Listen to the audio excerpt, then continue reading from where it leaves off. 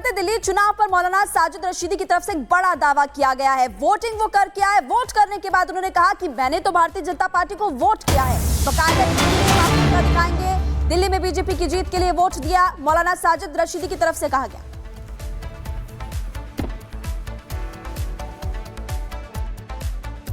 दोस्तों, मैंने वोट कर दिया है। दिल्ली में किसकी सरकार बने इसके लिए, और मैंने ये वोट किसको किया है आपको सुनकर बड़ा आश्चर्य होगा। मैंने ये वोट भारतीय जनता पार्टी को किया है। जिंदगी में पहली बार मैंने भारतीय जनता पार्टी को वोट किया है। क्यों किया है, इसके पीछे बहुत सारे रीजन हैं। अब तक मुसलमानों पर एक एलिगेशन ये लगता रहा कि भारतीय जनता पार्टी को हराने के लिए मुसलमान वोट करता है, लेकिन ये मैंने वोट इसलिए किया आज बीजेपी को कि दिल्ली के अंदर बीजेपी जीते। और जिस तरह से ये बात कही जा रही है मौलाना राशिदी की तरफ से कि उन्होंने पहली बार बीजेपी को वोट दिया है, बीजेपी से उन्हें दिक्कत नहीं है लेकिन आइडियोलॉजी से प्रॉब्लम है, उनसे खास बातचीत की हमारे संवाददाता गणेश ने। दिल्ली में विधानसभा के चुनाव तो खत्म हो गए, लेकिन आपका एक वीडियो आया है, उसमें आप अपनी बात रख रहे हैं अपने मतदान को लेकर, क्या कुछ कहेंगे? और क्या देखिए, मुसलमानों को पिछले 10-12 साल से ये कहकर बदनाम किया जाता है कि मुसलमान बीजेपी को हराने के लिए वोट करता है। उस परसेप्शन को तोड़ने के लिए मैंने बीजेपी को वोट किया और अपनी वीडियो को वायरल किया। हालांकि आपने देखा होगा कि मैं बीजेपी का कट्टर विरोधी हूँ और मैं जब भी टीवी पर बैठता हूँ तो बीजेपी के खिलाफ बात करता हूँ, उसकी नीतियों के खिलाफ बात करता हूँ। लेकिन मैंने वोट दिया बीजेपी को सिर्फ उस परसेप्शन को तोड़ने के लिए कि मुसलमान के लिए बीजेपी अछूत नहीं है। हमारे लिए सब पार्टियां बराबर हैं।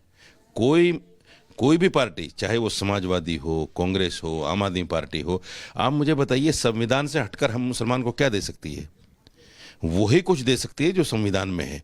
यानी अगर कोई पॉलिसी, कोई ऐसी चीज़ हिंदू के लिए आएगी तो मुसलमान के लिए भी आएगी, सिख के लिए भी आएगी, ईसाई के लिए भी आएगी। मुसलमान को अलग से तो कुछ नहीं मिल सकता। तो फिर ये कह देना कि साहब कांग्रेस मुसलमान की हिमायती है, आम आदमी पार्टी मुसलमान की हिमायती है, ये तो संविधान के से अलग बात हुई ना।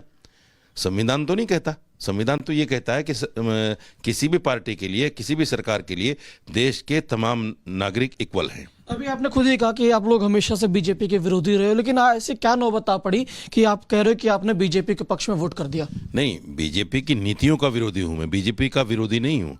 मैंने बोला है कि मैं बीजेपी का विरोधी नहीं हूँ, उसकी नीतियों का विरोधी हूँ, आज भी हूँ। मैंने बताया कि मैंने वोट इसलिए किया कि ये परसेप्शन ख़त्म हो जाए कि मुसलमान के लिए बीजेपी अछूत है, मुसलमान बीजेपी को वोट नहीं कर सकता या मुसलमान बीजेपी को हराने के लिए वोट करता है। उस परसेप्शन को तोड़ने के लिए मैंने ऐसा किया। लेकिन ऐसी नौबत क्या आ गई कि आपको अपना बताना पड़ा कि मैंने फला पार्टी को वोट किया है? मैं बता रहा हूँ ना नौबत क्यों आई। वो नौबत वही है ना, मुसलमान को बदनाम किया जाता है ये कहकर के मुसलमान तो जहाँ भी रहता है वो बीजेपी को हराने के लिए करता है। अब देखिए, जितने भी इलेक्शन हुए हैं, केजरीवाल ने कोई मुस्लिम महल्ले में कोई सभा नहीं ली, कोई प्रोग्राम। और आगे बढ़ते हैं, दिल्ली विधानसभा चुनाव पर वोटिंग अब खत्म हो चुकी है, लेकिन इससे जुड़ी हुई आगे आपको एक रिपोर्ट दिखाएंगे।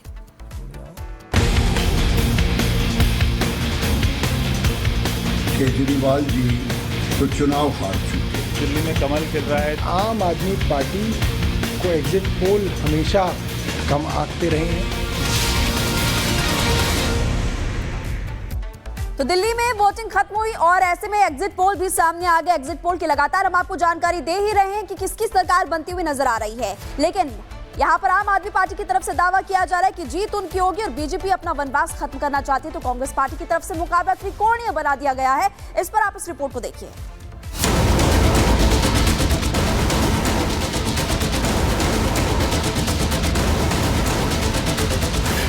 खिलेगा कमल, झाड़ू का सफाया।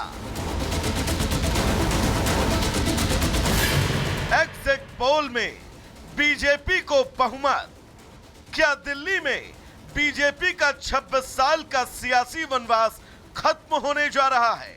इस सवाल के जवाब के लिए तो 8 फरवरी तक का इंतजार करना होगा, लेकिन वोटिंग के बाद जारी एग्जिट पोल के आंकड़े बता रहे हैं कि दिल्ली में इस बार कमल खिलने को तैयार है। भगवा ब्रिगेड पूर्ण बहुमत के साथ सरकार बनाने जा रही है। मैट्राइज एग्जिट पोल के मुताबिक दिल्ली में बीजेपी को निर्णायक बढ़त मिल सकती है। बीजेपी को 35 से 40 सीटें मिलने का अनुमान है, तो वहीं आम आदमी पार्टी को 32 से 37 सीटें मिलने की संभावना। बीमार के एग्जिट पोल ने बीजेपी को 39 से 49 सीटें मिलने का अनुमान जताया और आम आदमी पार्टी को 21 से 31 सीटें मिलने की संभावना जताई गई। दिल्ली चुनाव को लेकर 11 एग्जिट पोल सामने आए हैं। 9 में बीजेपी को बहुमत तो 2 में आम आदमी पार्टी की सरकार बनने का अनुमान है। पोल्स ऑफ पोल में बीजेपी को 39, आम आदमी पार्टी को 30 और कांग्रेस को 1 सीट मिलती दिख रही है। एग्जिट पोल के आंकड़े सामने आने के बाद बीजेपी खेमे का जोश आई है। बीजेपी के नेता एग्जिट पोल के आंकड़ों को सही बता रहे हैं और प्रचंड जीत का दावा कर रहे हैं। बीजेपी भले ही एग्जिट पोल के दावे को सही मान रही हो, लेकिन आम आदमी पार्टी इन आंकड़ों को सिरे से खारिज कर रही है। आम आदमी पार्टी का कहना है कि उसका वोट बैंक फिक्स है और दिल्ली में आपकी ही सरकार बनने वाली है। दिल्ली में असली लड़ाई बीजेपी और आप के बीच ही है। कांग्रेस भले ही दिल्ली में अच्छे प्रदर्शन का दावा कर रही है, लेकिन एग्जिट पोल के आंकड़ों ने उनकी उम्मीद पर पानी फेर दिया। आंकड़े बता रहे हैं कि दिल्ली में कांग्रेस का सियासी वनवास अभी खत्म नहीं होने वाला। तो वहीं वोटिंग के बाद जीत और हार के तमाम दावे किए जा रहे हैं, लेकिन जनता का आशीर्वाद सही मायने में किसे मिला, इसके लिए 8 फरवरी का इंतजार करना होगा। Bureau report, Republic Bharat.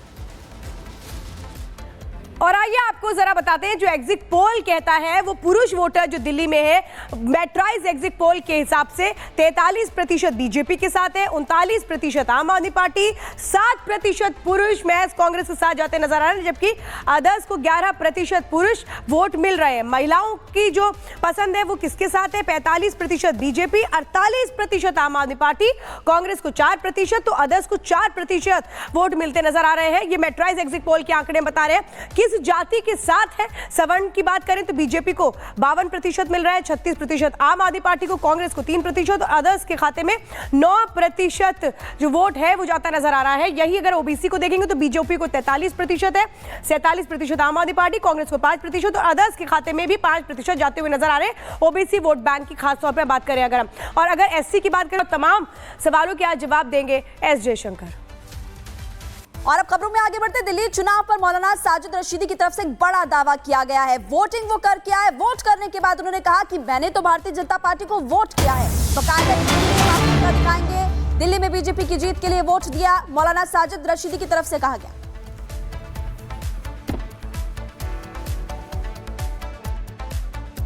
दोस्तों, मैंने वोट कर दिया है